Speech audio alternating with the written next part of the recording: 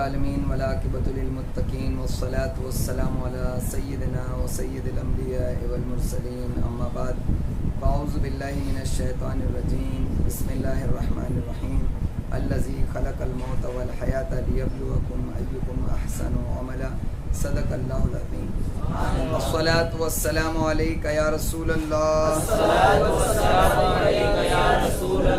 الصلاة والسلام علیک یا حبیب اللہ الصلاة والسلام علیک یا نبی اللہ وعلی آلک واصحابک یا نور اللہ صلی اللہ تعالی علیہ وسلم۔ اس کتاب کے اختتام پر ایک بہت ہی پیاری حدیث ہے درود شریف کی فضیلت میں۔ امام غزالی رحمۃ اللہ علیہ کا طریقہ ہے کہ وہ کوئی بھی باب شروع کرتے ہیں تو اکثر درود شریف کی فضیلت سے شروع کرتے ہیں۔ انشاءاللہ آج کا جو بیان ہے ہم درود شریف کی فضیلت جو اس کتاب کے آخر میں لکھی ہوئی ہے انشاءاللہ اس سے شروع کرتے ہیں۔ نبی کریم صلی اللہ تعالیٰ علیہ وسلم نے فرمایا جس نے مجھ پر ایک بار درود پاک بھیجا اللہ اس پر 10 رحمتیں نازل فرماتا ہے، اور جو مجھ پر 10 بار درود پاک بھیجے اللہ اس پر 100 رحمتیں نازل فرماتا ہے، اور جو مجھ پر 100 بار درود پاک بھیجے اللہ اس کی دونوں آنکھوں کے درمیان لکھ دیتا ہے کہ یہ بندہ نفاق اور دوزخ کی آگ سے بری ہے۔ 100 مرتبہ درود پڑھنے کی یہ فضیلت ہے، ہو سکے تو روزانہ پڑھو انشاءاللہ، ٹھیک ہے نا، کوئی مشکل نہیں ہے۔ آپ کو جیسا بتایا بھی گیا تھا کہ جو شخص 100 مرتبہ درود جیسے اگر پڑھنا چاہے تو صلی اللہ علی محمد صلی اللہ علیہ وسلم اس کو اگر 50 بار پڑھ لیں تو 100 مرتبہ درود ہو جاتا ہے۔ صلی اللہ علی محمد صلی اللہ علیہ وسلم یہ 2 بار درود ہے نا، تو اس کو صلی اللہ علی محمد صلی اللہ علیہ وسلم اس کو اگر 50 بار پڑھ لیں گے تو 100 مرتبہ ہو جاتا ہے۔ سرکار فرماتے ہیں کہ اس کی دونوں آنکھوں کے درمیان اللہ تعالیٰ لکھ دیتا ہے کہ یہ بندہ نفاق اور دوزخ کی آگ سے بری ہے۔ دوزخ کی آگ تو معلوم ہے، نفاق کیا ہے؟ نفاق کہتے ہیں کہ کسی جیسے مان لیجیے ایک لکڑی ہے، اس کے درمیان میں جو ہے درار پڑ جائے تو اس کو کہیں گے نفاق۔ ایسی چیز جو انسان میں فرق پیدا کرے اس کو کہتے ہیں نفاق، اور نفاق سے بنا منافق، جس کے دل میں اسلامی عقیدہ کے ساتھ ساتھ اس کا کوئی پرسنل یا دنیاوی عقیدہ بھی گھس گیا ہے اس کے دل میں، یعنی اس کو اسلامی عقائد میں اگر کچھ شک ہے، چند چیزوں میں شک ہے تو وہ منافق ہے، سمجھ میں آیا؟ تو جو 100 مرتبہ روزانہ درود پڑے گا اللہ تبارک تعالیٰ اس کو نفاق سے بری کر دے، یعنی پھر اس کے دل میں نفاق پیدا نہیں ہوگا، ٹھیک ہے نا انشاءاللہ۔ اور سرکار فرماتے اور قیامت کے دن اسے شہیدوں کے ساتھ اٹھایا جائے۔ روزانہ 100 مرتبہ درود پڑھنے کی عادت جو ڈالے گا تو کریں گے نا انشاءاللہ، ہو سکے تو کوشش کریں، ورنہ دن بھر اگر آپ، میں اس کو آسان کروں یا نہیں کروں سمجھ میں نہیں آتا، آسان کرنا نہیں چاہیے، ورنہ ہوتا ہی ہے کہ لوگ آسانی کی طرف بھی چلے جاتے ہیں۔ اگر جو بندہ دن رات جو ہے صرف حضور صلی اللہ علیہ وسلم کی بات کرتا رہے گا، جیسے میں نے کہا حضور صلی اللہ علیہ وسلم ایک بار درود ہو گیا، جتنی مرتبہ سرکار کا نام لے گا صلی اللہ علیہ وسلم کہے گا، تو ایسا کیسا عاشق ہو سکتا ہے جو دن میں 1000 10,000 مرتبہ اپنے محبوب کا نام نہ لے؟ اگر ہم سرکار سے محبت کرتے ہیں تو دن بھر میں 1000 10,000 مرتبہ تو نام لینا چاہیے، اور نام ہم درود کے بغیر تو لیتے نہیں، تو 100 نہیں بلکہ 1000 مرتبہ درود ہو جائے گا۔ لیکن شرط یہ ہے کہ بندہ حضور علیہ الصلوۃ والسلام کی ہی باتیں کیا کرے۔ یہ کب ممکن ہوتا پتہ ہے؟ جب انسان اپنا ذہن بنا لے کہ ہر کسی کو مجھے دین کی دعوت دینا ہے، یا ہر چیز میں مجھے اسلامی نقطہ نظر سے سوچنا ہے۔ جب ہم کسی چیز کو مان لیجیے کوئی ہے نہیں بات کرنے کے لیے، ہم اکیلے ہیں، ہمارے ساتھ کچھ حادثہ ہوا، اب اس کے بارے میں ہم سوچ رہے ہیں کہ یہ کیا ہوا، تو ہم کو کوئی حدیث یاد آئی تو ہمیں حضور علیہ الصلوۃ والسلام بھی یاد آئے، تو ہمارے دل میں جب سرکار کا نام آیا تو صلی اللہ علیہ وسلم بھی آیا، تو درود شریف ہو گیا۔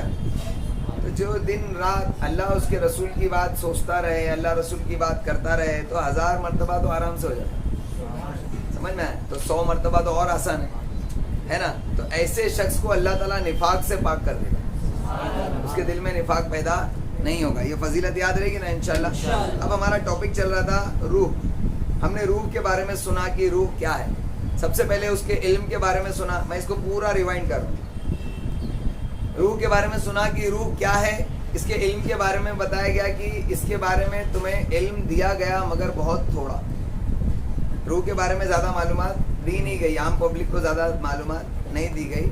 خاص لوگوں کو اس کی معلومات ہے, جیسے حضور علیہ السلام اور ان کے ذریعے اللہ تعالیٰ نے جن کو بھی عطا کی ان کو عطا کی. ٹھیک ہے. پھر ہم نے سنا کہ روح اصل میں ہے کیا. یہ ایک لطیف جسم ہے. لطیف جسم, جیسے ہوا لطیف ہوتی ہے. ہوا دکھتی ہے کیا, محسوس ہوتی ہے, لیکن ہوا سے بھی زیادہ لطیف روح ہے, کیونکہ وہ محسوس بھی نہیں ہوتی ہے نا. بہت ہی زیادہ لطیف, سب سے زیادہ لطیف اگر ہم کہہ سکیں کہ دنیا کی چیزوں میں اگر سب سے زیادہ لطیف کوئی شے ہے تو وہ روح ہے.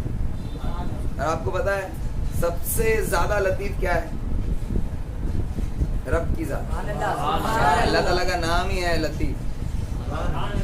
حفیظ لطیف قدیم ازلی حی قیوم لا ینام کہتے ہیں نا, ہے نا. اللہ تبارک تعالیٰ کا ایک نام کیا ہے؟ لطیف. تو اللہ تبارک تعالیٰ لطیف, سب سے زیادہ لطیف ہے. تو جسم ہے, روح جو ہے وہ ایک لطیف جسم ہے, اور وہ انسان کے جسم میں کس طریقے سے پیوست ہے. ایک مثال کل دی تھی, جیسے ایک تر شاخ کے اندر, ایک پیڑ کے اندر جس طریقے سے پانی بھرا ہوتا ہے نا. ایک ہری شاخ ہے, ایک پھول ہے, مان لیجیے گلاب کا پھول تصور کرو. گلاب کا پھول لگا ہوتا ہے ایک ٹہنی کے اندر, آپ کسی کو گفٹ دینے جاتے ہیں, ہے نا, تو نیچے سے اوپر تک ہرا ہوتا ہے. تو وہ جو ہرا تنا ہے اس کے اندر جس طریقے سے پانی اس کے اندر موجود ہے, اس طریقے سے انسان کے اندر روح موجود ہے. یہ ایک مثال اس کی دی گئی تھی, یہ آپ نے سنا تھا. ٹھیک ہے نا. آج انشاءاللہ تعالیٰ سنیں گے کہ روح کو فنا ہے یا نہیں. اس پر اہل سنت کا کیا عقیدہ ہے. ہم نے سنا نا کل من علیہ فان, ہر کسی شے کو فنا ہے, لیکن روح کو فنا ہے کیا, اس کے تعلق سے عقیدہ سنیں گے. بہت ہی عقیدے کی جو گفتگو ہوتی ہے نا بہت احتیاط والی ہوتی ہے. ذرا سا پھسلے کہ عقیدہ خراب, اس لیے بہت دھیان سے سننا ہے انشاءاللہ. اب آپ سو نہیں سکتے, اونگ نہیں سکتے, یہاں وہاں دیکھ نہیں سکتے, ہے نا. اہل سنت والجماعت کا اجماع ہے. اجماع کس کو کہتے ہیں؟ سب کا ایک ہی عقیدہ, ایک ہی چیز پر جمع ہے, اس میں کوئی فرق نہیں ہے. اہل سنت والجماعت کا اجماع ہے کہ روح حادث یعنی ختم ہونے والی اور مخلوق ہے, یعنی اللہ تبارک تعالیٰ کی پیدا کی ہوئی ہے. اس میں زندگیوں کے علاوہ کسی نے اختلاف نہیں کیا. زندگی یعنی جو اسلام کے خلاف گئے ان کے سوا اور کسی نے اس میں اختلاف نہیں کیا. اس کے حادث ہونے پر جن حضرات نے اجماع نقل کیا ہے ان میں حضرت سیدنا محمد بن نصر مروزی اور حضرت سیدنا ابن قتیبہ رحمۃ اللہ علیہ شامل ہیں. اور اس کی ایک دلیل یہ حدیث پاک بھی ہے کہ روحیں مخلوط لشکر تھیں. روحیں مخلوط لشکر تھیں. اس وقت ہم مخلوط ہیں, ہم ایک جگہ جمع ہے نا, سب ایک دوسرے سے کنیکٹ ہیں یہاں پر, تو ہم لوگ مخلوط ہیں. مخلوط یعنی ایک دوسرے سے جڑی ہوئی. تو اللہ تعالیٰ نے جب یہ پیدا کی تھی روحیں تو گروپس وائز پیدا کی تھی, گروپس وائز. ٹھیک ہے, یہ گروپس میں تھی. اور لشکر مخلوق ہی ہوتا ہے. لشکر جو ہوتا ہے وہ مخلوق ہوتا ہے, پیدا کیا ہوتا ہے. یہ ایسا نہیں یعنی کہ یہ اللہ کی تخلیق نہیں, معذرت کوئی شے ایسی نہیں کہ جو اللہ کی مخلوق نہیں, ہے نا. آنے والے فائدے میں بھی اس کا بیان سنیں گے. اس میں اختلاف ہے کہ ارواح پہلے پیدا ہوئیں یا جسم پہلا پیدا ہوا. اللہ تعالیٰ نے جسموں کو پہلا پیدا کیا یا روحوں کو پہلا پیدا کیا, اس میں اختلاف ہے. لیکن آپ نے امام غزالی کی کتاب احیاء العلوم میں سنا کہ اللہ تبارک تعالیٰ نے دنیا کے پیدا کرنے کے 1000 سال پہلے روحوں کو پیدا کر دیا, ہے نا. آگے سنو. روح کے پہلے پیدا ہونے کا قول حضرت سیدنا محمد بن نصر رحمۃ اللہ علیہ اور ابن حزم کا ہے, اور انہوں نے اس پر اجماع کا دعویٰ کیا ہے. اور حضرت سیدنا عمرو بن انبسہ رضی اللہ تعالیٰ عنہ کی اس مرفوع حدیث کو دلیل بنایا ہے کہ اللہ تعالیٰ نے بندوں کی روحیں بندوں کی تخلیق سے 2000 سال پہلے پیدا فرمائی. اور بس جن کی آپس میں جان پہچان تھی وہ گھل مل گئیں. جب اللہ تعالیٰ نے ساری روحوں کو پیدا کر کے ایک جگہ رکھا ہوا تھا تو اس وقت میں یہ ساری روحیں جو ایک ساتھ میں رہتی تھیں. اب ہم لوگ جو سب ایک دوسرے کو پہچانتے ہیں, روزانہ ملتے جلتے ہیں تو ہم پہچانتے ہیں. اگر ہم راستے پر جاتے ہوئے ایک دوسرے کو دیکھیں گے تو اٹریکٹ ہوں گے یا نہیں, ایسے 50 لوگ آتے جاتے ہیں تو ہم ان کے چہرے کو دھیان سے نہیں دیکھتے، لیکن اگر ہم میں سے کوئی اگر راستے پہ آپ کے چلتے ہوئے دکھا تو آپ اس کو تھوڑا دیکھیں گے، مسکرائیں گے، سلام کریں گے، کیونکہ ہم ایک دوسرے کو پہچانتے ہیں۔ تو اللہ تعالیٰ نے جب روحوں کو پیدا کیا تھا، وہاں جو روحیں ساتھ میں تھیں، تو جب دنیا میں ایک یہاں اور ایک امریکہ میں پھینک دی جاتی ہے، جیسے مان لیں ایک روح یہاں پر پیدا ہو گئی اور ایک امریکہ میں پیدا ہو گئی، اگر آپ کسی دن نیٹ پر لگے ہوئے تھے یا اچانک وہ امریکہ والا آپ کے سامنے دکھا تو ایک عجیب سا اٹریکشن ہوگا، آپ کو ایسا لگے گا اس کو میں نے کہیں تو دیکھا ہے، ایسا لگے گا کہ میں نے اس کو کہیں تو دیکھا ہے۔ یہ کچھ وجہ سے ہے کیونکہ جو روحیں مخلوط لشکر تھیں وہاں آپ ساتھ میں تھے، ایسا سمجھ، یہ علماء اکرام فرماتے ہیں وہ گھل مل گئی، اور یہی جو لوگ لشکر کے طرح سے ایک دوسرے سے ملتے ہیں، روحیں جو ہیں وہ ایک ساتھ میں تھیں، وہی دنیا میں ایک جگہ جمع ہوتی، سمجھ میں آیا؟ پتہ چلا کہ ہماری روحیں بھی جو ہیں پھر کہیں نہ کہیں وہاں پر ایک جگہ تھیں، اس لیے یہاں پر جمع ہوئی، ورنہ یہاں پر پورے رشید کمپاؤنڈ میں اتنی سی پبلک تو ہے نہیں، ہے نا، لیکن ہم لوگ آ رہے ہیں یہاں پر جمع ہو رہے ہیں، یعنی ایک دوسرے کی دعوت کو ہم نے قبول کیا۔ دعوت ہم بہت ساروں کو دیتے ہیں لیکن سارے لوگ آتے نہیں ہیں، تو جو آ رہے ہیں اس کا مطلب وہ مخلوط لشکر تھیں، وہ گھل مل گئیں، اور جو اجنبی رہیں وہ دور ہو گئیں، جو وہاں اجنبی تھیں وہ یہاں پر بھی اجنبی ہیں۔ اس کے علاوہ حضرت سیدنا آدم علیہ السلام کی پشت سے ان کی اولاد کے نکالنے سے متعلق جو احادیث مبارکہ ہیں انہیں بھی دلیل کے طور پر پیش کیا جاتا ہے کہ ان میں سے ایک یہ ہے کہ جب اللہ تعالیٰ نے حضرت آدم علیہ السلام کو تخلیق فرمایا تو ان کی پشت پر مسح کیا، بس اس سے ذروں کی طرح ان کی اولاد کی وہ روحیں گریں جنہیں اللہ تعالیٰ نے قیامت تک پیدا فرمانا تھا۔ ایک دلیل حضرت سیدنا ابی بن کعب رضی اللہ تعالیٰ عنہ سے نقل اس آیت مبارکہ کی تفسیر ہے کہ وہ کہتے ہیں کہ قرآن عظیم میں اللہ تعالیٰ نے ارشاد فرمایا ہے، اور اے محبوب یاد کرو جب تمہارے رب نے اولاد آدم کی پیٹھ سے ان کی نسل نکالی اور انہیں خود ان پر گواہ کیا، کیا میں تمہارا رب نہیں؟ سب بولے کیوں نہیں، ہم گواہ ہوئے کہ تو ہمارا رب ہے۔ ہماری جو ساری روحیں تھیں نا، جب ایک جگہ تب اللہ تعالیٰ نے ہم سب سے وعدہ لیا تھا، آدم علیہ السلام کی پشت میں جو ہے روحوں کو نکالا گیا اور سب کو گواہی لی گئی کہ کیا میں تمہارا رب نہیں؟ اللہ تعالیٰ نے پوچھا کہ کیا میں تمہارا رب نہیں؟ تو سب نے کہا کہ بے شک میرے مولا، سب نے نہیں، کچھ نے کہا کہ بے شک تو ہمارا رب ہے۔ حضرت سیدنا ابی بن کعب فرماتے ہیں کہ قیامت تک جو بھی پیدا ہونے والا تھا اللہ تعالیٰ نے اسے اس دن حضرت سیدنا آدم علیہ السلام کے لیے جمع فرما دیا، انہیں ارواح اور اشکال کی صورت بنا کر بولنے کی قوت بھی دی، یعنی وہ روحیں نکلی بھی اور ان کو شکلیں بھی دی گئیں، آج جیسے ہماری شکلیں ہیں نا ایسے اس وقت اس کو شکلیں بھی دی گئیں، اور پھر پوچھا گیا تو انہوں نے کلام کیا اور اللہ تعالیٰ نے ان سے وعدہ لیا، ٹھیک ہے۔ جسم کے پہلے پیدا ہونے کا قول کرنے والے اس آیت مقدسہ کو دلیل بناتے ہیں کہ بے شک آدمی پر ایک وقت وہ گزرا کہ کہیں اس کا نام بھی نہ تھا۔ روایت ہے کہ انسان میں 40 سال گزرنے کے بعد روح پھونکی گئی، یہ ایک الگ ٹاپک ہے، اس میں ہم نہیں جائیں گے، تھوڑا کمپلیکیٹڈ ہے۔ اب فنا کے اعتبار سے مسلمان اور دیگر ملتوں کے افراد کا نظریہ ہے کہ بدن کی موت کے بعد بھی روح باقی رہتی ہے، یہ حقیقت ہے نا، بدن مرتا ہے لیکن روح کو موت نہیں آتی، جبکہ فلاسفہ نے اس میں اختلاف کیا ہے کہ روح بھی مر جاتی ہے اور انسان بھی مر جاتا ہے، لیکن یہ حقیقت نہیں ہے۔ ہماری دلیل یہ آیت مبارکہ، یہ اب کب مرے گی؟ جب سب کو فنا ہوگا نا، سور پھونکا جائے گا، اس وقت میں اس کو فنا ہے، اس اعتبار سے کیا ہے، یہ حادث ہے، سمجھ میں آئی؟ یہ بھی ختم ہونے والی ہے روح، یہ جو روح ہماری ہے، جب اللہ تبارک تعالیٰ اسرافیل علیہ السلام کو حکم دے گا کہ تم روح سور پھونکو، وہ سور پھونکیں گے تو سب مر جائیں گے، تو ساری روحیں بھی مر جائیں گی، اس وقت کون صرف باقی رہے گا؟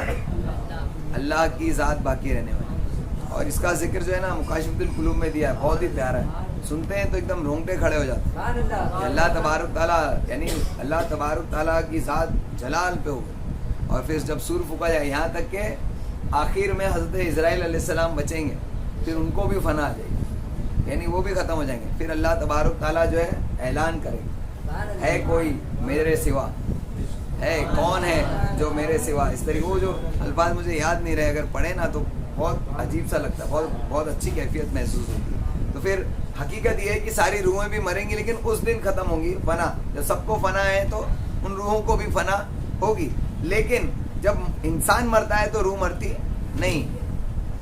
تو تو اس لیے اللہ تعالیٰ نے قرآن عظیم میں بھی ارشاد فرمایا کہ ہر جان کو موت کا مزہ چکھنا ہے.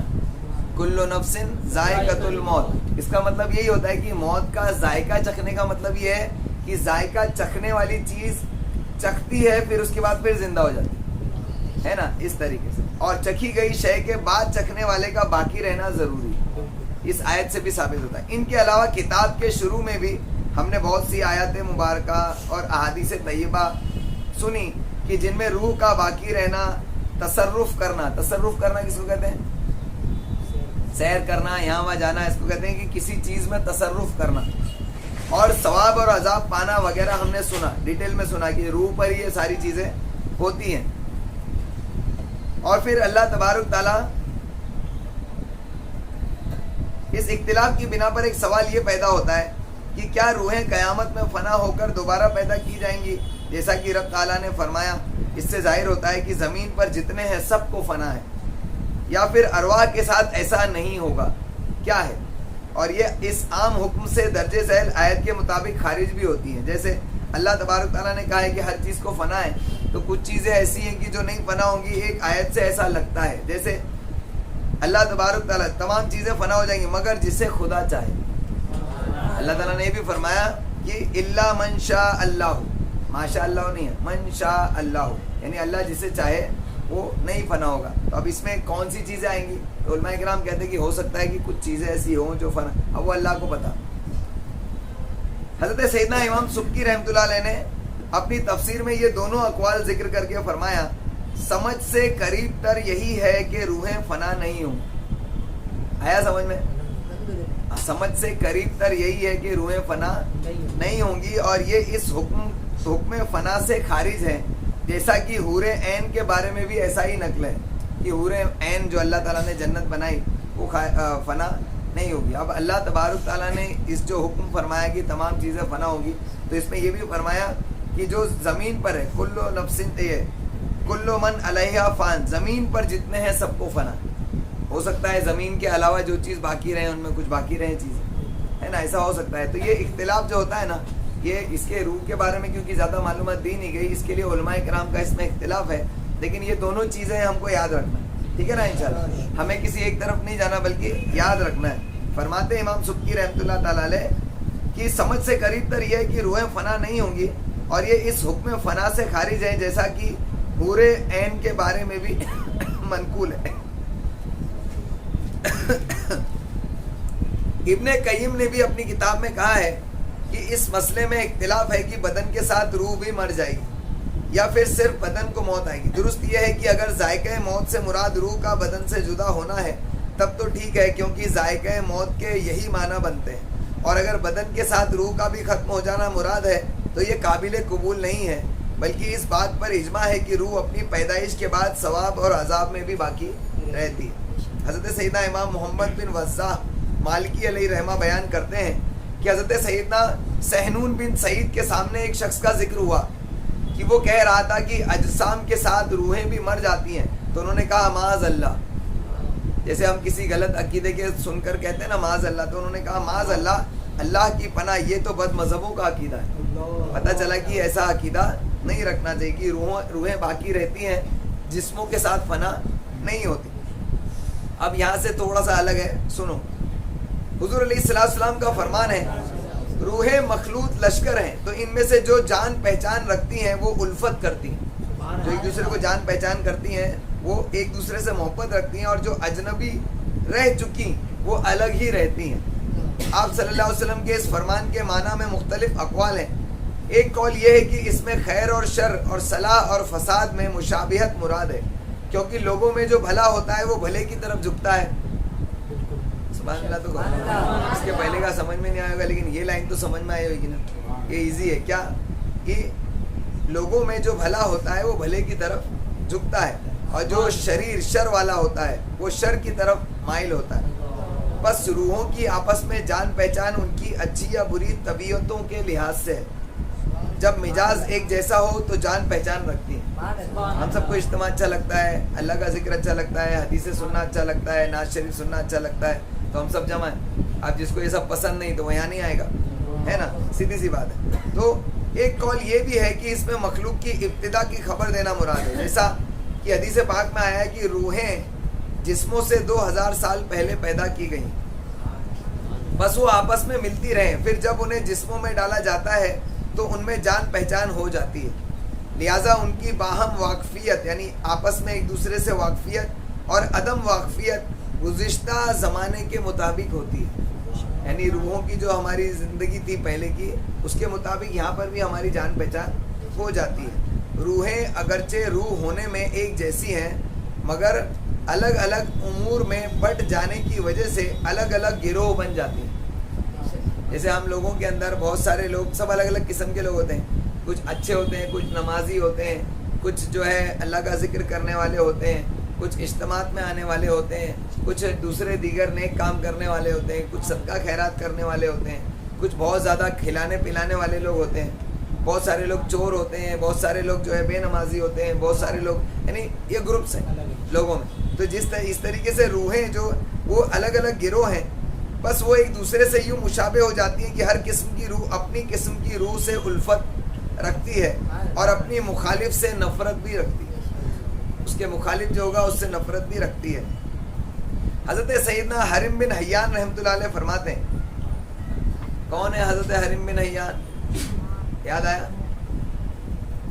امام غزالی رحمۃ اللہ علیہ کی کتاب احیاء العلوم میں جو ہم سن رہے تھے، حضرت اویس کرنی رضی اللہ تعالیٰ عنہ سے ملاقات کرنے کے لیے ایک شخص گئے تھے، وہ حرم بن حیان ہے، یہ ان کا بیان ہو رہا ہے۔ حضرت حرم بن حیان رحمۃ اللہ علیہ فرماتے ہیں کہ خیر التابعین حضرت سیدنا اویس کرنی رحمۃ اللہ علیہ کے پاس میں گیا تو میں نے انہیں سلام کیا، اس سے پہلے نہ میں نے کبھی انہیں دیکھا تھا اور نہ انہوں نے مجھے دیکھا تھا، مگر انہوں نے جواب میں کہا اے حرم بن حیان وعلیکم السلام۔ کبھی ایک دوسرے کو دیکھا نہیں تھا، دنیا میں کبھی ملاقات بھی نہیں کی تھی، پہچانتے بھی نہیں تھے، لیکن اس کے باوجود بھی کیا کہا؟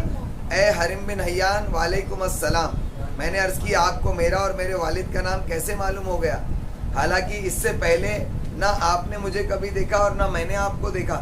فرمایا جب میرے نفس نے تمہارے نفس سے کلام کیا تو میری روح نے تمہاری روح کو پہچان لیا، جب میرے نفس نے تیرے نفس سے بات کی تو میری روح نے تیری روح کو پہچان لیا، اور کیونکہ جس طرح جسم کے لیے نفس ہوتے ہیں یوں ہی روحوں کے لیے بھی نفس ہوتے ہیں، اور مومن آپس میں ایک دوسرے کو پہچانتے ہیں اور رحمت الہی سے ایک دوسرے سے محبت بھی کرتے ہیں، اگرچہ دنیا میں ان کی کبھی ملاقات نہ ہوئی۔ یہ کس نے کہا؟ حضرت اویس کرنی رحمۃ اللہ تعالیٰ علیہ نے فرمایا۔ اب ایک واقعہ سنو، یہ حضور صلی اللہ علیہ وسلم کے دور حاضرہ کا واقعہ ہے۔ ام المومنین حضرت سیدنا عائشہ صدیقہ رضی اللہ تعالیٰ عنہ بیان کرتی ہیں کہ مکہ مکرمہ میں ایک عورت تھی جو بڑی خوش مزاج تھی، جو قریش کی عورتوں کے پاس آ کر ان سے بات کرتی تھی تو انہیں ہنساتی تھی، ہے نا، ہنستی بھی تھی اور ہنساتی بھی تھی۔ جب وہ ہجرت کر کے مدینہ منورہ آئی تو مجھ سے ملاقات کرنے آئی۔ کون کہہ رہا ہے؟ یہ حضرت عائشہ صدیقہ رضی اللہ تعالیٰ عنہ کہہ رہی ہیں کہ مکہ مکرمہ میں ایک عورت تھی جو بہت خوش مزاج تھی اور بڑی ہنستی بولتی تھی، تو وہ لوگوں کو ہنساتی تھی، یعنی بہت اچھے سے پیار محبت سے کرنا، بات کرنا اور ایسی باتیں کرنا جو لوگوں کو ہنسی آئے، ہے نا۔ تو جب ہجرت ہوئی تو مدینہ منورہ آئی، تو مدینہ منورہ میں جب آئی تو حضرت عائشہ صدیقہ سے ملنے آ گئی۔ حضرت عائشہ صدیقہ اس کو جانتی تھی، تو جب ملنے آئی تو انہوں نے پوچھا کہاں رہ رہی ہو، یعنی مدینے میں آئی ہو تو کہاں ہو؟ تو انہوں نے کہا، میں نے عرض کی جی ہاں۔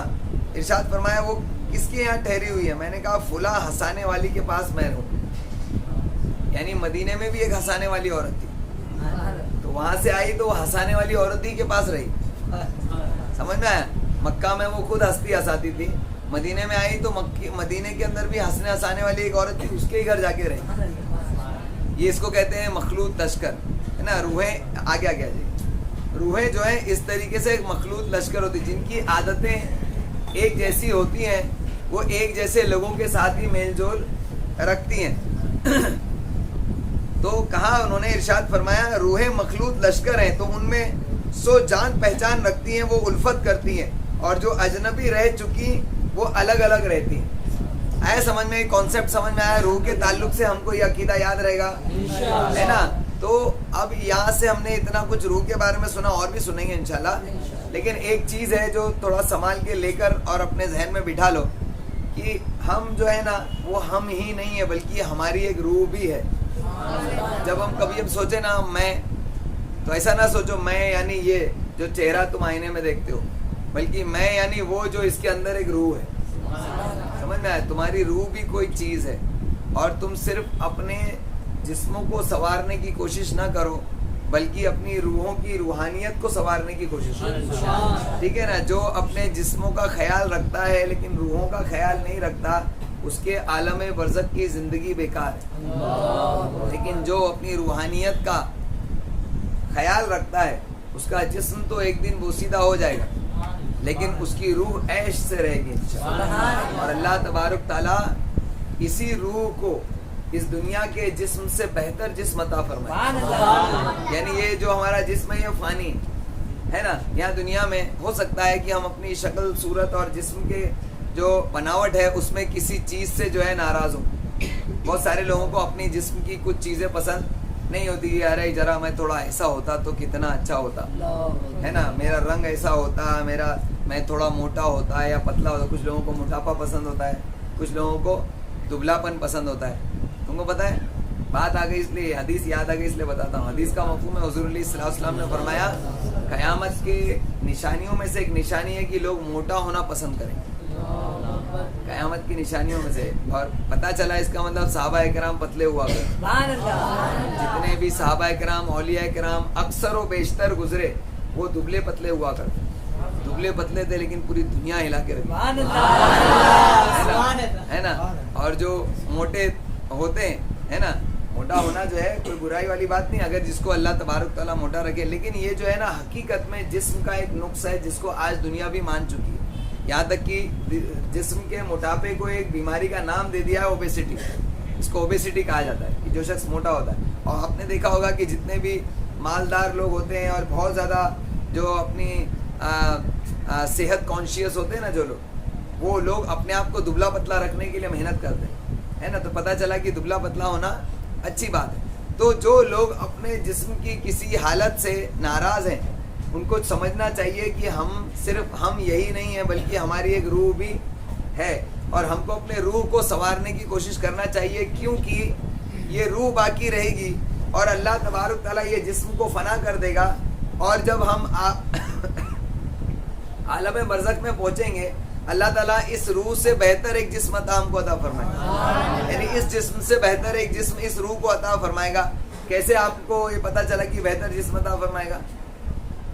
ہم نے تو یہ سنا نا کہ یہی جسم ملے گا واپس سے، لیکن یہ جسم تو فنا ہو جائے گا. پھر نیا جسم بنے گا نا، تو جو نیا جسم بنے گا وہ کس چیز سے بنے گا؟ آپ نے اسی کتاب میں سنا کہ انسان کی ریڑھ کی ہڈی میں ایک چیز ایسی ہوتی ہے کہ جو کبھی مٹی میں میلٹ نہیں ہوتی. اللہ تبارک تعالیٰ اسی پر ہم کو پھر سے ڈیولپ کرے گا. اب یہ جو ڈیولپمنٹ ہوگی تو یہ دنیا کی ڈیولپمنٹ نہیں ہوگی بلکہ یہ عالم برزخ کے لیے نئی ڈیولپمنٹ ہوگی. اور اس کے بعد جب حشر کے میدان میں ہم اٹھائے جائیں گے تو یہی جو جسم ہوگا نا جو ہمارا ڈیولپ ہوگا اسی پر ساری سزائیں اور مصیبتیں ہوں گی. لیکن جب جنت میں جائیں گے نا پھر ہمارے اس جسم میں چینج آئے گا. اور آپ نے سنا ہے کہ جو جنت میں جو ہم کو جسم عطا کیا جائے گا وہ جسم کیسا ہوگا؟ یاد آ رہا ہے؟ سنا ہے نا؟ جسم جو ہم کو جنت میں عطا کیا جائے گا وہ کہتے ہیں کہ جنت میں سارے لوگ نوجوان ہوں گے. اور نوجوان ابھی آپ نے سنا ہوگا لوگ کہتے ہیں کہ ہاں 30 سال کے ہوں گے سارے لوگ، کچھ لوگ کہتے ہیں کہ 40 سال کے ہوں گے سارے لوگ. ایسا 30-40 سال اس لیے کہا گیا ہے کیونکہ انسان کے زندگی میں وہ 30 اور 40 سال کا جب ہوتا ہے تو وہ اس کا بھری جوانی کا ٹائم ہوتا ہے. اس لیے کہا گیا، ایک مثال دی گئی ہے، ورنہ ایسا نہیں ہوگا جیسے 30-40. مان لیجیے کوئی شخص 30-40 سال کی عمر میں بہت بیمار پڑ گیا، کمزور ہو گیا، تو کیا وہ 30-40 سال کی عمر جیسا ہوگا وہاں؟ نہیں، وہ صرف ایک مثال دی گئی. حقیقت یہ ہے کہ اللہ تبارک تعالیٰ جنت میں تم کو ایک بہترین خوبصورت جسم عطا فرمائے. یاد آتے جا رہا ہے تو بولتے جا رہا ہوں، بولو نا. یہ آپ کو عقیدے کے طور پر اچھا ہے، یہ یاد رکھو انشاءاللہ. فرمایا گیا کہ جنت کے اندر جنتی کو اللہ تبارک تعالیٰ نوجوان جسم عطا فرمائے گا جو بڑا خوبصورت ہوگا اور بڑا لہیم شہیم اور تندرست ہوگا، جس کو کبھی کوئی بیماری نہیں ہوگی، جس میں کوئی بھی برائی والی بات بھی نہیں ہوگی. جیسے اس کو نہ کبھی پیشاب پخانا آئے گا، نہ اس میں سے پسینے کی بدبو، اگر پسینے میں بدبو نہیں ہوگی، جیسے ہمارے منہ میں بانس آتی تو بانس نہیں آئے گی، جسم میں بانس نہیں آئے گی، ان تمام برائیوں سے وہ جسم پاک ہوگا۔ اس کے علاوہ مکاشفۃ القلوب کے اندر ایک حدیث آئی ہے، حضور علیہ الصلوۃ والسلام فرماتے ہیں جنت ہے نا، جنت میں نا مارکیٹس بھی ہیں۔ سنا کبھی جنت کا مارکیٹ؟ جنت میں مارکیٹس ہیں کہ جب کوئی جنتی اپنے گھر والوں کے ساتھ جنت میں جو رہے گا، جنت میں بھی ہمارے گھر والے ہوں گے، وہ پتہ نہیں یہی گھر والے ہوں گے یا وہاں پر نئے گھر والے ہوں گے، کیونکہ ایک ایک جنتی کی خدمت میں بہت سارے خادم اور بہت سارے بچے جو اس کی خدمت میں ہوں گے، اس کی حوریں ہوں گی جس سے اس کا نکاح کیا جائے گا۔ اب اس میں اس کے گھر والے کہاں ہوں گے ہمیں پتہ نہیں، لیکن اس کا گھر ہوگا، یہ بات صحیح ہے۔ تو حدیث میں صرف اتنا آیا کہ جو اس کے گھر والے ہوں گے، تو وہ جب جنت کے مارکیٹ میں مارکیٹ سے لے کہہ رہا ہوں تاکہ آپ کو بالکل یہاں سے مشابہ لگے، وہ بازار کہا گیا ہے، ٹھیک ہے نا، جنت کے بازار ہوں گے۔ جب جنتی شخص بازار میں جائے گا اور جب واپس لوٹ کر آئے گا، اب اس کی تفصیل نہیں بتائی گئی کہ ان بازاروں میں کیا ہوگا، کیا ملے گا، وہ کیا خریدنے جائے گا، کیا لینے جائے گا، پتہ نہیں، اللہ کو معلوم۔ اللہ تعالیٰ نے جو ہے وہاں پر مارکیٹس بھی رکھے، اور آپ دیکھتے ہیں کہ دنیا میں لوگوں کو بہت ساری کچھ بھی خریدنا نہیں ہوتا، پھر بھی مال میں گھومنے جاتے ہیں، کچھ بھی خریدنا نہیں ہوتا لیکن زبردستی پیسے رکھتے ہیں جیب میں اور بولتے چلو تھوڑا مال گھوم کے آتے ہیں، ہے نا۔ انسان کی فطرت جو ہے نا، جو ہے اس کو جس چیز میں خوشی ملتی ہے، اللہ تبارک تعالیٰ نے اس کی ہر خوشی کی چیز جنت میں کروڑوں درجہ بہتر رکھی ہے۔ دنیا میں بازار گھومنے کا شوق ہے، آؤ جنت میں بھی بازار ہے۔ دنیا کے بازاروں میں کیا گھومتے ہو، آؤ جنت کے بازاروں میں گھومو۔ جنت کے بازاروں میں جب وہ گھومنے جائے گا، اس کے بعد جب لوٹے گا تو اس کے گھر والے اس کو پہچانیں گے نہیں، اتنا خوبصورت ہو جائے گا وہ، اور زیادہ۔ جنت میں تو آلریڈی خوبصورت ہوگا، لیکن جب بازار جا کے آئے گا تو اس کی خوبصورتی اور دوبالا ہوگی، اتنی زیادہ کہ اس کے گھر والے اس کو پہچانیں گے نہیں کہ یہی ہے کیا وہ، اتنی خوبصورتی ہوگا۔ پتہ کیا چلا، ہمارا پوائنٹ کیا تھا، جسم۔ اللہ تبارک تعالیٰ جنت میں بھی ہم کو ایک جسم عطا فرمائے گا، تو وہ جسم جو ہے وہ یہاں کے جسم کی طرح نہیں ہوگا۔ پتہ چلا کہ جسم جو ہے صرف اس کو پروان نہ چڑھاؤ، اس کا خیال نہ رکھو، بلکہ اپنی روحانیت کا خیال رکھو، تو اللہ تعالیٰ اس سے بہتر جسم عطا فرمائے گا، ٹھیک ہے نا۔ اسی لیے حضور علیہ السلام جب آئینہ دیکھ کر دعا پڑھتے تھے تو کہتے تھے اللہم انت حسنت خلقی فحسن خلقی، اے اللہ جیسے تو نے میرے چہرے کو، میری صورت کو بہتر اچھا بنایا، حسن بنایا، اس طریقے سے تو میری سیرت کو بھی اچھا بنایا، ہے نا۔ تو ہم کو اپنی سیرت پر دھیان رکھنا ہے، کریں گے نا انشاءاللہ۔ تو جب بھی میں کس پوائنٹ پر تھا، مین پوائنٹ آپ کو یعنی یاد کرانے کے لیے کہ جب بھی سوچو کہ میں، تو میں سے مراد یہ تمہارا جسم نہیں بلکہ اس میں جو روح ہے وہ ہے میں، اس کا خیال رکھو، اور اللہ تعالیٰ سے دعا کرو کہ میرے مولا یہ جو میری روح تو نے مجھ کو عطا فرمائی، جو میں ہوں میں، اس کو میرے مولا صرف جنت ہی دکھانا، دوزخ کا منہ بھی مت دکھانا، ہے نا۔ اللہ تعالیٰ ہم کو جہنم سے کے عذاب سے پناہ عطا فرما، قبر کے عذاب سے پناہ عطا فرما، قبر کو جہنم کے گڑھوں میں سے ایک گڑھا بننے سے بچا، جنت کے باغوں میں سے ایک باغ بنا، ٹھیک ہے نا انشاءاللہ۔ تو پتہ چلا کہ یہ روحیں جو ہوتی ہیں، اور تو نہیں ہو رہے نا، اور سن سکتے ہیں نا 5-10 منٹ انشاءاللہ، دیکھیں گے کتنے منٹ سنتے ہیں انشاءاللہ۔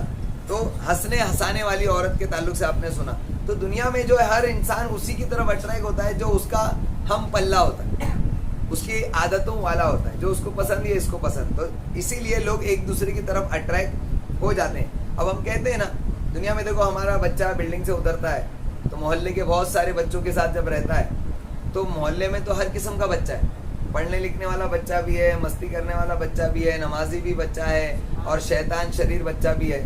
ہمارا بچہ کہیں بھی کسی کے ساتھ جوائنٹ ہو جاتا ہے جا کر، وجہ یہ ہوتی ہے کیونکہ اس کی جو عادت عالم ارواح میں تھی، اس کے حساب سے وہ سب سے جب قریب ہوتا ہے تو وہ اسی بچے سے اٹریکٹ ہوتا ہے کہ جو اس کے ہم پلہ ہوتا ہے، تو بس وہ اس کو پکڑ لیتا ہے اور معاملہ خراب ہو جاتا ہے، ٹھیک ہے نا انشاءاللہ۔ تو ہم کو سمجھنا چاہیے کہ ہم اپنی روح کا خیال رکھیں۔ نواں فائدہ، ابن قیم نے کہا اگر کہا جائے کہ اجسام سے جدا ہونے کے بعد روحوں کے باہمی تعارف کے لیے کسی چیز کے ذریعے پہچان ہوتی ہے، کیا روحیں کسی شکل میں ڈھل جاتی ہیں؟ تو اس کا جواب یہ ہے کہ اہل سنت کے قانون پر ارواح کی الگ سے ایک ذات ہے جو اترتی اور چڑھتی بھی ہے، جو ملتی اور جدا ہوتی بھی ہے، اور آتی جاتی اور متحرک اور ساکن بھی ہوتی ہے۔ اس پر 100 سے زائد دلیلیں موجود ہیں۔ ان میں سے ایک یہ فرمان باری تعالیٰ ہے کہ اللہ تعالیٰ نے فرمایا اور جان کی قسم اور اس کی جس نے اسے ٹھیک بنایا۔ جان کی قسم، انسان کے اندر کی جو جان ہے وہ کیا ہے؟ روح ہی تو ہے۔ جان کی قسم اللہ تبارک تعالیٰ نے وَنَفْسٍ وَمَا سَوَّاهَا، وَنَفْسٍ وَمَا سَوَّاهَا، یعنی جان کی قسم اور اس کی قسم جس نے اسے ٹھیک بنایا۔ ٹھیک ہے، اس میں بتایا گیا کہ وہ ٹھیک بنائی گئی ہے، جیسا کہ اللہ تعالیٰ نے بدن کے بارے میں ارشاد فرمایا کہ جس نے تجھے پیدا کیا پھر ٹھیک بنایا پھر ہموار فرمایا۔ تھوڑا کمپلیکیٹڈ ہے لیکن سنو، اس میں سے جو کیچ کرو گے نا فائدہ ہوگا انشاءاللہ۔ بس اس نے انسان کے بدن کو ٹھیک بنایا جس طرح اس کی روح کو ٹھیک بنایا، لہٰذا بدن کا ٹھیک کرنا روح کے ٹھیک کرنے کے تابع ہے۔ یہاں سے معلوم ہوا کہ روح نے بدن سے ایک ایسی صورت لی جس کے سبب وہ دیگر روحوں سے ممتاز ہو گئی، کیونکہ روح بدن کا اثر قبول کرتی ہے۔ اب میں جلدی جلدی پڑھتا ہوں کیونکہ یہ سب کمپلیکیٹڈ ہے، ہو سکتا ہے نیند آئے تو اس وقت میں اللہ رسول کو یاد کر لینا۔ سنو، جس طرح بدن روح کا اثر قبول کرتا ہے، بس جس طرح روح بدن سے اچھائی یا برائی حاصل کرتی ہے اسی طرح بدن بھی اس سے اچھائی یا برائی حاصل کرتا ہے، بلکہ وجود سے جدائی کے بعد روحوں کا ممتاز اور نمایاں ہونا جسموں کے ممتاز اور نمایاں ہونے سے بھی زیادہ واضح ہے، اور جس طرح جسموں کا ایک جیسا ہونا بعید ہے اسی طرح روحوں کا بھی ایک جیسا ہونا بعید سے بعید تر ہے۔ جیسے انسان کے جسم ایک جیسے نہیں ہوتے، روحیں بھی ایک جیسی نہیں ہوتی، الگ الگ ہوتی۔ روحوں کا باہم متشابہ ہونا اجسام کے باہم متشابہ ہونے سے زیادہ بعید ہے۔ سب ہارڈ ورڈ ہے، سمجھا دیتا ہوں۔ یعنی جیسے جسم کی مشابہت جو ہے آپس میں الگ ہے، اس طریقے سے جسموں روحوں کے بھی باہم متشابہ ہونا، یعنی جیسے کہتے ہیں نا کہ ایک انسان کے جیسا ہے، جیسے کوئی شخص نمازی ہے تو دوسرا بھی نمازی، ہم کہتے ہیں نا یہ سب ایک جیسے، شکل میں ایک جیسے ہوتے ہیں کیا؟ نہیں ہوتے، لیکن کہا جاتا ہے کہ ایک جیسے۔ تو ایک جیسا بولنے کا مطلب یہ نہیں ہے کہ وہ دکھنے میں ایک جیسے، ایک جیسا ہونے کا مطلب ان کی جو صفت ہوتی ہے اس کے اعتبار سے ایک جیسے ہوتے ہیں۔ اس کی وجاہت یہ بھی کرتی ہے کہ ہم نے حضرت انبیاء اکرام اور ائمہ اعظام کے اجسام مقدسہ کو نہیں دیکھا۔ چلو ٹھیک ہے، یہ بحث ہی چھوڑتے ہیں۔ پھر یہ کہ جب فرشتے اور جنات ایسے ابدان کے نہ ہونے کے باوجود کہ جو انہیں اٹھائے ہوئے ہوں ایک دوسرے سے ممتاز ہیں، تو انسانی روحیں بردرجہ اولا ممتاز ہوئیں۔ ابن قیم کا کلام ختم ہوا۔ حجت الاسلام حضرت سیدنا امام محمد غزالی رحمۃ اللہ علیہ کے کلام میں بھی یہ بھی ملتا ہے کہ مسلمانوں کی روحیں، اب یہ ایک الگ چیز ہے، سنو، اس لیے میں نے یہاں سے شروع کیا۔ مسلمانوں کی روحیں شہد کی مکھی کی صورت پر اور کافروں کی روحیں ٹڈی کی شکل پر ہوتی ہیں۔ کبھی سنا تھا یہ دونوں قرآن سے ثابت ہے۔ مسلمانوں کی روحیں شہد کی مکھیوں کی صورت میں، صورت سے مراد بالکل ایک دم ڈپٹو نہیں، لیکن کہا گیا، یعنی اب یہ ان کی صفتوں کے اعتبار سے کہا گیا، ان کے دکھنے کے اعتبار سے نہیں کہا گیا، دھیان رکھو، ٹھیک ہے۔ مسلمانوں کی روحیں شہد کی مکھی کی صورت اور کافروں کی روحیں ٹڈی کی، ٹڈی پتہ ہے نا، ایک ٹڈی دل ہوتا ہے قسم کا جو ٹڈا ہوتا ہے کہ جو ایک برات کی طرح آتی ہے، جو جس کھیت کے اوپر اگر چھا جائے تو سارے کھیتوں کا اناج کھا جاتا ہے نا۔ تو کافروں کی مثال دیکھو اللہ تعالیٰ نے کیسے دی، جو برباد کرتے، کھیتیوں کو برباد کرنے والے کفار اور آباد کرنے والے، شہد جیسی اچھی چیزیں پیدا کرنے والے، شہد کی مکھی کی طرح ہے نا۔ تو شہد کی مکھی بنو، ٹڈی مت بنو، ہے نا۔ اب ہم کو دیکھنا ہے کہ ہم ٹڈی بنتے چلے جا رہے ہیں یا شہد کی مکھی بنتے چلے جا رہے ہیں۔ لیکن یہ ایسی بات ہے جس کی کوئی اصل ایسی نہیں، بلکہ سور پھونکنے والی حدیث پاک میں یہ بیان ہوا ہے کہ حضرت سیدنا اسرافیل علیہ السلام روحوں کو بلائیں گے تو سب ایک ساتھ ان کے پاس آ جائیں گی۔ مسلمانوں کی روحیں چمکتا ہوا نور ہوں گی اور باقی لوگوں کی ارواح اندھیرا ہوں گی۔ حضرت سیدنا اسرافیل علیہ السلام سب کو جمع کر کے سور میں رکھ دیں گے۔ روحیں ہیں نا، روحیں کیسے فنا ہوں گی، سنو۔ سور کیسا ہے پتہ ہے؟ مکاشفۃ القلوب میں علامہ محمد امام محمد غزالی رحمۃ اللہ تعالیٰ علیہ فرماتے ہیں کہ سور ہے نا، سور جو حضرت اسرائیل علیہ السلام پھونکیں گے، اسرافیل علیہ السلام پھونکیں گے، وہ ایسی ہے جیسے گائے بھینس کا سینگ ہوتا ہے نا۔ تو جیسے اس کو یہاں سے اگر منہ میں لیا تو یہاں سے چھوٹا، لیکن اس طریقے سے ہوتا ہے، سمجھ میں آیا نا۔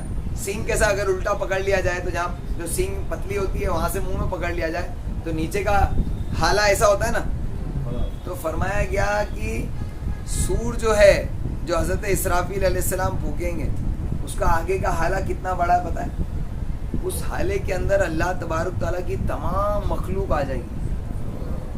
تمام مخلوق جو ہے نا اللہ تعالیٰ نے جو کچھ پیدا کیا ہے پوری دنیا، زمین، آسمان، چاند، ستارے، یہاں تک کہ تمام گیلیکسیاں، جتنی گیلیکسیز ہیں نا سب کی سب جو ہے وہ اس حالے میں آ جائیں گے. اسرافیل علیہ السلام اس میں رکھیں گے. سوچو پھر حضرت اسرافیل علیہ السلام کا کیا حال ہے؟ اس میں رکھیں گے اور پھر اس کے بعد پھونکیں گے. جب پھونکیں گے تو سب فنا ہو ہی جائے گا، ہے نا. اب جیسا کہ کسی چیز کو برباد کرنا ہو، اگر ہم ہاتھ پہ لے کے ایسا کر دیں تو سب اڑ جائے گا نا. تو ساری چیزوں کو، گیلیکسیز کو جب اس میں رکھ لیا جا سکتا ہے تو وہ سور کتنا بڑا ہوگا. تو رکھ کر اور پھونکا جائے گا. تو فرماتے ہیں کہ جب حضرت اسرافیل علیہ السلام تمام روحوں کو بلائیں گے تو سب ایک ساتھ ان کے پاس آئیں گی تو مسلمان کی روحیں چمکتا ہوا نور بن کر آئیں گی اور باقی کی ارواح اندھیرا ہو کر آئیں گی. حضرت سیدنا اسرافیل علیہ السلام سب کو جمع کر کے اس سور میں رکھ دیں گے، پھر اس میں پھونک ماریں گے تو اللہ ارشاد فرمائے گا میری عزت کی قسم ہر روح اپنے جسم میں لوٹ جائے. چنانچہ روحیں سور سے نکلیں گی، شہد کی مکھیوں کی طرح نکلیں گی جس سے زمین اور آسمان ہر جگہ بھر جائے گی. ہر روح اپنے جسم کی طرف دوڑے گی اور جسم میں ایسے داخل ہو جائے گی جیسے ڈسے ہوئے میں زہر سرایت کر جاتا ہے. جیسے آپ اس کو سمجھ سکتے ہیں کہ بدن میں انجیکشن مارو تو دوا سرایت کر جاتی ہے، اس طریقے سے روح ہر جسم میں گھس جائے گی. ٹھیک ہے. یہاں روح کو شہد کی مکھیوں کے جسم و شکل سے تشبیہ نہیں دی گئی ہے بلکہ محض اس کے نکلنے سے تشبیہ دی گئی ہے. قرآن مجید میں بھی اس کی ایک مثال ہے. اللہ تعالیٰ نے فرمایا قبروں سے نکلیں گے گویا وہ ٹڈی جیسے ہوں گے. ٹڈی ہے پھیلی ہوئی، تو وہ کافروں کے لیے کہا گیا. تفسیر زویبر میں ہے کہ مسلمانوں کی روحیں جابیہ سے اور کفار کی برہوت وادی سے آئیں گی اور اپنے جسموں کی طرف ایسے جائیں گی جیسے تم اپنی سواری کی طرف جاتے ہو. بس ختم ہونے والا ہے، تھوڑا اور سنبھال لو. اس دن روحیں کالی اور سفید ہوں گی، مسلمانوں کی سفید ہوں گی اور کفاروں کی کالی ہوگی، اور یہ آپس میں جھگڑا بھی ان میں ہوگا. حضرت سیدنا عبداللہ بن عباس رحمۃ اللہ رضی اللہ تعالیٰ عنہ فرماتے ہیں کہ قیامت کے دن لوگوں میں جھگڑا ہوتا رہے گا، کیونکہ اللہ تعالیٰ نے جو انسان کو بنایا گیا، اللہ تعالیٰ فرماتا ہے قرآن عظیم میں کہ بے شک انسان جھگڑالو ہے نا. ایک آیت کا مفہوم ہے کہ بے شک انسان جلد باز بھی ہے لیکن جھگڑالو بھی. حضرت ایک جگہ ہے کہ جھگڑالو ہے، انسان جو ہے نا جھگڑالو ہے. حتیٰ کہ روح اور جسم بھی جھگڑیں گے، یعنی انسان سے نہیں دوسرے سے بلکہ آپس میں ایک دوسرے سے جھگڑیں گے. روح جسم سے کہے گی یہ تو نے کیا ہے، جسم کہے گا تو نے ہی حکم دیا تھا، ہاں، اور تجھ سے ہی پوچھا جائے گا. اب یہ آپس میں لڑیں گے کہ میں نے تھوڑی غلطی، تو نے کی. روح کہے گی نہیں تو نے کی، یعنی دونوں ایک دوسرے کو بلیم کریں گے. یہاں بلیم گیم چلے گا، وہاں پر یہ ایک دوسرے کو بلیم کریں گے لیکن ایک دوسرے کو بلیم کرنے سے فائدہ کچھ نہیں ہوگا، بھگتنا دونوں کو بھی. ٹھیک ہے. بس اللہ ان میں فیصلہ کروانے کے لیے ایک فرشتے کو بھیجے گا.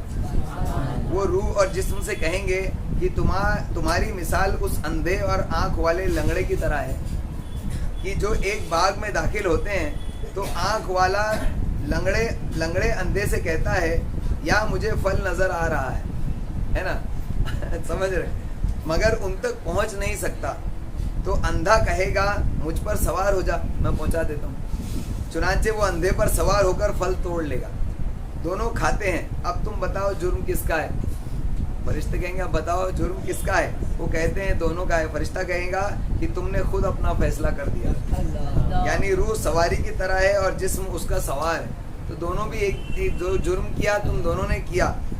اس جیسی ایک حدیث پاک حضرت سیدنا انس رضی اللہ تعالیٰ عنہ سے بھی روایت ہے کہ روح اور جسم قیامت کے دن جھگڑا کریں گے. جسم روح سے کہے گا اگر تو نہ ہوتی تو میں تو کٹے ہوئے تنے کی مانند پڑا تھا، نہ ہاتھ ہلا سکتا تھا نہ پیر. روح کہے گی میں تو ایک ہوا تھی، اگر جسم نہ ہوتا تو میں کچھ بھی نہیں کر سکتی تھی. روح اور جسم کے لیے اکھیارے لنگڑے اور نابینا کی مثال دی گئی ہے کہ اکھیارے لنگڑے نے اپنی بینائی سے اسے راستہ دکھایا اور نابینا نے اسے اپنی ٹانگوں کی مدد سے اوپر اٹھایا. اسی جیسی ایک روایت حضرت سیدنا سلمان فارسی رضی اللہ تعالیٰ عنہ سے بھی روایت ہے. یہ آخری روایت اس کتاب کی میں بیان کرنے جا رہا ہوں، سنو. دل اور جسم کی مثال اندھے اور لنگڑے کی جیسی ہے. لنگڑے نے اندھے سے کہا میں پھل دیکھ رہا ہوں مگر کھڑا نہیں ہو سکتا. کہ ان تک پہنچوں، لہٰذا تو مجھے اٹھا لے۔ چنانچہ اندھے نے اسے اٹھایا اور اس نے پھل توڑ کر کھایا۔ تو دونوں اس طریقے سے ایک دوسرے کو بلیم کریں گے، لیکن دونوں کا جرم ہوگا۔ اللہ کے واسطے اپنے روح کو بھی اور اپنے جسم کو بھی کنٹرول میں کرنے کی کوشش کرو۔ کنٹرول کیا کرنا ہوتا ہے؟ یہ دیکھو کہ تم کیا کرنے جا رہے ہو، آخر کار اس کا رزلٹ برا ہے۔ جو لوگ بظاہر دنیا کے اندر کبیرہ گناہوں میں تو نہیں لگے، لیکن اس کے باوجود بھی نمازیں بھی پڑھ رہے ہیں، لیکن غفلت کا شکار ہیں، وہ بھی افسوس کریں گے۔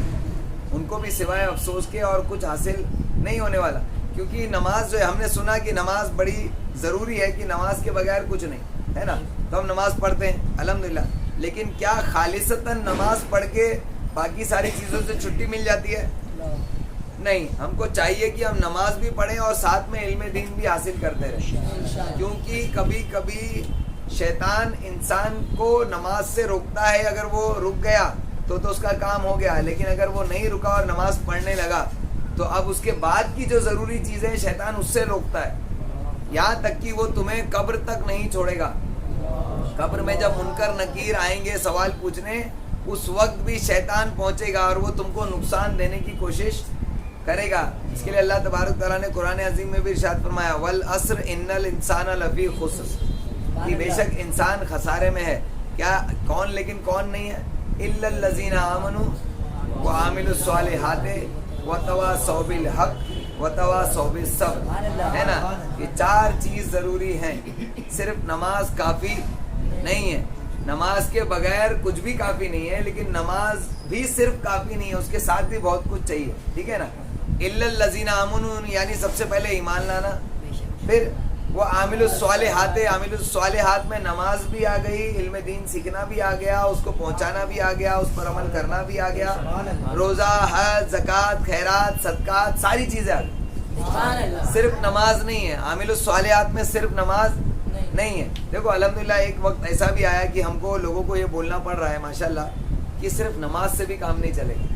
ابھی آج کل کا دور ایسا ہے کہ نماز کے بغیر کچھ نہیں ہوگا، یہ بولنا پڑتا ہے تاکہ لوگ نمازی بن جائیں، لیکن الحمدللہ ہمارے پاس نمازیوں کا گروپ ہے۔ ہم ان کو یہ کہہ رہے ہیں، اس سے آگے کی بات کر رہے ہیں کہ بھائی خالی نماز سے بھی کچھ نہیں ہوگا۔ یہ اللہ کا بڑا احسان ہے ہم لوگوں کے اوپر کہ ہم اس سے آگے پہنچے الحمدللہ۔ تو إِلَّا الَّذِينَ آمَنُوا وَعَمِلُوا الصَّالِحَاتِ، اتنے تک بھی صرف اعمال صالحہ کرنے سے بھی کام خالصتاً نہیں چلے گا۔ ایمان لانے کے بعد اعمال صالحہ، وہ بھی ٹوٹل اعمال صالحہ، آگے کیا؟ وَتَوَاصَوْا بِالْحَقِّ، یعنی حق کی تلقین کرتے رہنا، اور آگے وَتَوَاصَوْا بِالصَّبْرِ، اور صبر کرتے رہنا۔ یہ چار چیزوں میں جو یہ چاروں کام جو کرے گا وہی صرف خسارے سے بچے گا۔ اللہ کے واسطے اپنے روح اور جسم کو ان تمام چیزوں کا تابع بناؤ۔ اور آخری چیزیں یہ ہے کہ زمین کے اوپر کام ہے، کام، آرام صرف زمین کے نیچے ہے، سمجھنا۔ اور کام جو ہے زمین کے اوپر، یہاں دنیاوی کام نہیں ہے بلکہ آخرت کا کام ہے، کیونکہ اللہ تعالیٰ نے قرآن عظیم میں ارشاد فرمایا، دنیا آخرت کی کھیتی ہے۔ دنیا کے فیوچر کی کھیتی نہیں ہے، دنیا آخرت کی کھیتی ہے۔ تو تم کیا دنیا کے اوپر اگر کام کر رہے ہو تو یہ کام کون سا ہے وہ بھی دیکھنا پڑے گا، کہ صبح تم جس کام پر آنکھیں کھولتے ہو وہ دنیاوی ہے، اور رات جس کام پر آنکھیں بند کرتے ہو وہ بھی اگر دنیاوی ہے تو یہ بھی کام نہیں کہا جائے گا۔ کیا کون سے کام کو کام کہا جائے گا؟ جو آخرت کا کام ہوگا، ٹھیک ہے نا انشاءاللہ۔ سرکار علیہ السلام نے، امام جلال الدین سیوطی فرماتے ہیں، یہ اس بات کی تائید کرتا ہے کہ دل ہی روح کے ٹھہرنے کی جگہ ہے، اللہ ہی بہتر جانتا ہے اور اسی کی طرف لوٹ کر جانا ہے۔ یہ کتاب کا اینڈ ہے، وما علینا الا البلاغ المبین۔ اللہ تبارک تعالیٰ ہمیں اس کتاب کی تمام فضائل اور برکات عطا فرمائیں۔ اللہ تبارک تعالیٰ ہمیں خوب اس کتاب کو یاد رکھنے اور اسے عمل کرنے اور دوسروں تک پہنچانے کی توفیق عطا فرمائے۔ میرے مولا ہمیں عالم برزخ کی تیاری کی توفیق عطا فرمائے، مرنے کے بعد جو ہمارا فیوچر ہے اس کی تیاری کی توفیق عطا فرمائے۔ میرے مولا ہمیں زمین کے اوپر صرف اور صرف اپنی آخرت کا کام کرنے کی توفیق عطا فرما۔ میرے مولا حضور صلی اللہ تعالیٰ علیہ وسلم کی تعلیمات کو سن کر عمل کر کے عام کرنے کی توفیق عطا فرما۔ میرے مولا حضور صلی اللہ تعالیٰ علیہ وسلم کا دیدار خواب میں عطا فرما، موت کے وقت عطا فرما، قبر میں عطا فرما، حشر کے میدان میں عطا فرما، جنت میں حضور علیہ الصلوۃ والسلام کا ساتھ نصیب فرما، ایمان کے ساتھ مدینے میں موت عطا فرما، جنت البقیع میں قبر عطا فرما۔ سبحان ربک رب العزت عما یصفون وسلام علی المرسلین والحمد للہ رب العالمین۔ السلام